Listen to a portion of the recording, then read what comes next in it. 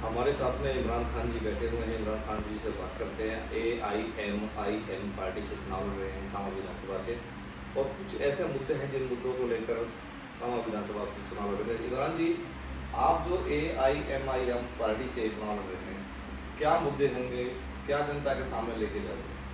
क्योंकि सर सबसे पहले तो आपका चैनल के माध्यम से आपको आपके सभी श्रोताओं को मेरा बहुत बहुत नमस्कार, अस्सलाम वालेकुम।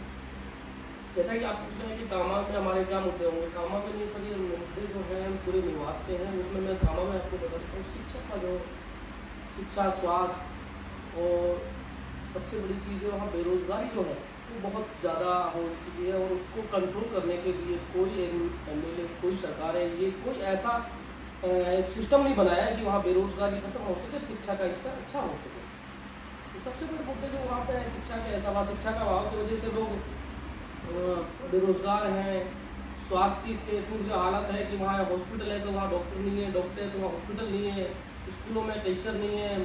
तो शिक्षा का जो, स्वास्थ्य का जो है वो बहुत बड़ा मुद्दा है वहाँ पे, वो बेरोज़गारी।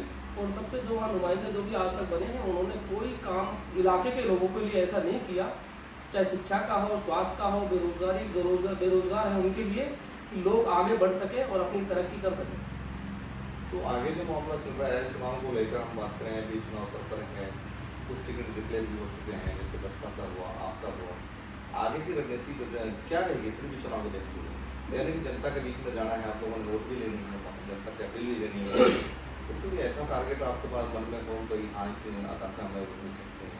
कांग्रेस पार्टी और BJP पार्टी ने अक्सर वोट ली है वहाँ से। आपकी बात क्या MIM पार्टी आपकी निकलती हुई दिखाई देगी? सबसे बड़ी चीज़ है साहब, वहाँ पे मैं फिर कह रहा हूँ, जो नेताओं ने जो बेरोज़गारी बढ़ाई है, बेरोज़गारी को ध्यान नहीं दिया, वो सबसे बड़ा कारण है वहाँ के नुमाइंदों का, कि वहाँ पे ऐसा कोई सिस्टम नहीं बना है।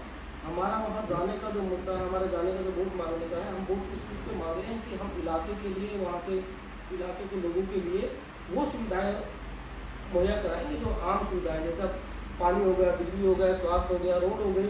इन पे लोग कांग्रेस BJP 75 साल से 70-75 साल से चुनाव लड़ती आ रही है। हम चाहते हैं कि ये मुद्दे, अगर हमारा नुमाइंदा जीतता है वहाँ से, तो 5 साल में ये मुद्दे नहीं रहेंगे, तो मुद्दों पर चुनाव ही नहीं हो।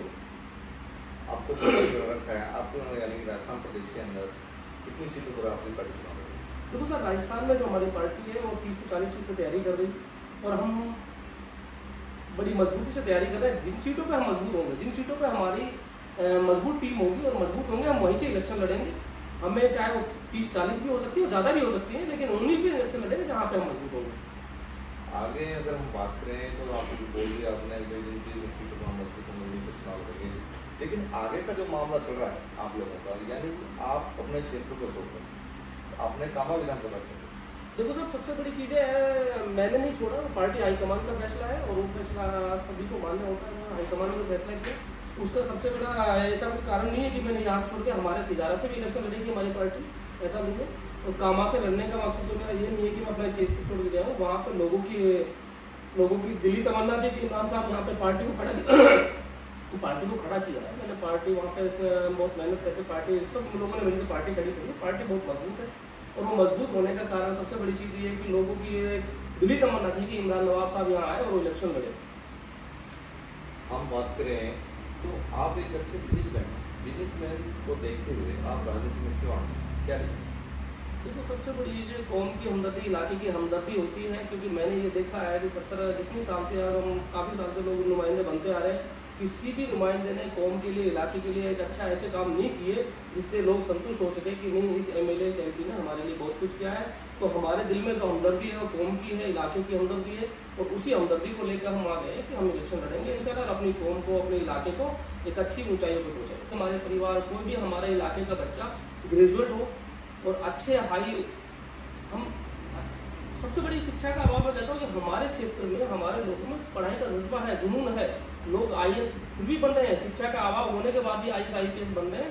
तो अगर शिक्षा अच्छी होगी तो इंशाल्लाह बहुत अच्छे इस ऊँची स्तर पर पहुँच सकते हैं हमारे बच्चे। आगे बहुत जज्बा है, जुनून है उनके अंदर पढ़ाई का, एजुकेशन का, लेकिन यहाँ पे व्यवस्था नहीं है। उस व्यवस्था को देखते हुए मैं चाहता हूँ कि लोग आपके माध्यम से भी एक मैं अपील करना चाहता हूँ लोगों से कि भाई 5 साल हमारी पार्टी को देख के देखें, 5 साल में एजुकेशन की व्यवस्था जो 70-75 साल जिन मुद्दों पर चुनाव लड़ते आ रहे हैं वो इंशाल्लाह 5 साल के बाद मुद्दे ही नजर नहीं आएंगे इनके पास।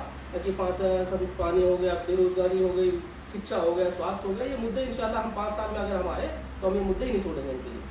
आपकी पार्टी किस पार्टी से गठबंधन है?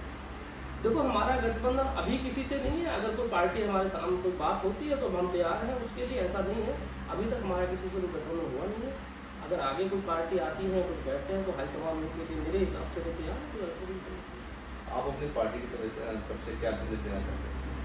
तो मैं अपनी पार्टी की तरफ से और अपनी तरफ से यही संदेश देना चाहता हूँ इलाके के लोगों को कि आप अपनी लीडरशिप मजबूत करो, अपने अंदर से एक लीडर तैयार करो और अपनी जो आपकी मूलभूत सुविधाएं हैं जैसे पानी और ये सब कुछ खत्म तभी हो सकती है जब आपकी लीडरशिप मजबूत होगी। और इलाकों के लोगों से मेरी लास्ट में यही आखिर में यही अपील है कि आप 5 साल हमारी पार्टी को देखो 5 साल में इंशाल्लाह जो मुद्दे जो इन्होंने 75 साल चुनाव लड़ते आ रहे हैं वो मुद्दे नहीं रहेंगे और आपको वो सुविधाएं वो शिक्षाएं वो मिलेगी इंशाल्लाह जो आपने कभी इनके राज में देखी नहीं है। उसका सबसे बड़ा उदाहरण है हमारा हैदराबाद में हमारी पार्टी है। वहाँ शिक्षा की व्यवस्था, स्वास्थ्य की व्यवस्था इतनी मजबूत है कि लोग वहाँ का उदाहरण देते हैं कि साहब वहाँ शिक्षा और स्वास्थ्य बहुत अच्छा। आपने हैदराबाद का नाम लिया, तुरंत क्वेश्चन दिमाग में आ गया। लोग कहते हैं कि वैसे जो पार्टी है वो बीजेपी के एवज में रहती है, बीजेपी को फायदा पहुंचता है, उसको लेकर क्या कहें?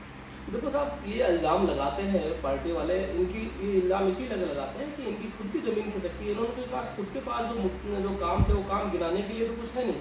असल में इन्हें इलाकों के लिए कौम के लिए कुछ किया तो है नहीं। तो अब इनके पास एक ही मुद्दा बचा है कि इनको बीजेपी की बी टीम बताएं या बीजेपी की वो सहयोगी बताएं। मैं इनको ये कहना चाहता हूँ कि अगर जहाँ बीजेपी सत्ता में नहीं होती है, कांग्रेस के एमएलए जीत के वहाँ बीजेपी में शामिल हो जाते हैं, जहाँ बीजेपी सत्ता में नहीं आती वहाँ उनको सत्ता में ले आते हैं।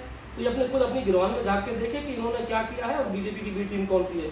हम कौम के लिए, इलाके के लिए ए टीम है, ए टीम का काम करेंगे इंशाल्लाह और हम इनसे कोई फर्क नहीं पड़ने वाला हमारे। ये लाखों इल्ज़ाम लगा लें, हम कौम के लिए आए हैं, इलाके के लिए आए, इलाके के लिए मेहनत करेंगे इंशाल्लाह और कामयाबी देनी अल्लाह के हाथ में।